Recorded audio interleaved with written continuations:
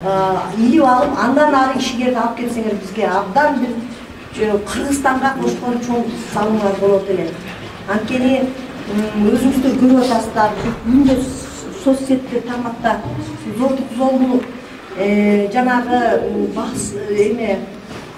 басмырлоо, буллинг деп коет, ушу үйдө каякта болсо мекемелерде, даже ушу мектептерде мугалимдер ушундай давление кылган эме болуп атат да, ушуну азыр ушу тренингтерде сиздер ушуну үйрөнүп, кайра үйгө барганда колдонуп, анан кошуна колоңдорго, мектеп менен байланышпаган катмарга сиздер таратып койсоңуздар, бизге абдан бир чоң пайда кетире бересиздер. Эми бул жерде эки мугалими, ушунча окуучу кыздар ушунчалык чыгаптыр, ушу Кыргызстан боюнча орун басар экен. Мен бул үчүн сыймыктал менен айта алам. Биздин адамдын аң сезими ойгон бою биз экономиканы канча көтөрсөк деле артта кала беребиз.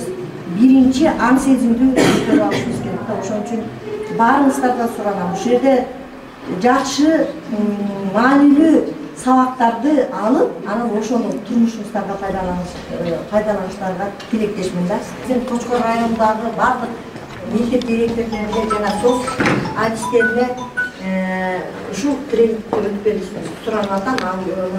Кийинки жума деле биз ушуну колдонмак.